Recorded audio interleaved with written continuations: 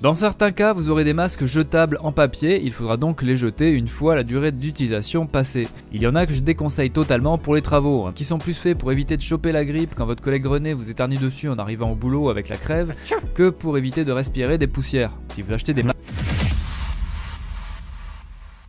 Les filtres aérosols sont conçus pour filtrer les particules solides ou liquides et même les virus dans certains cas. Vous allez pouvoir les utiliser par exemple pour peindre avec des bombes de peinture, faire du ponçage ou travailler dans des endroits poussiéreux. Ils portent la lettre P qui sera accompagnée d'un chiffre de 1 à 3. P1 signifie une efficacité faible équivalente à 80% de protection. C'est suffisant pour les poussières non toxiques comme la silice, le charbon ou la sciure de bois. P2 signifie une efficacité moyenne de 94% de protection, suffisant pour les particules fines et toxiques de matériaux à base de vernis, de résine, de métal, de fumée de soudure, de brouillard d'huile, et ils sont même adaptés aux virus type grippe aviaire ou tuberculose. Et enfin P3, c'est une haute efficacité de protection de 99,9%. C'est fait pour les poussières très toxiques comme l'amiante, le plomb ou l'arsenic. Et en plus de la catégorisation P1, 2 ou 3, pour les identifier facilement, les filtres à particules portent une bande de couleur blanche.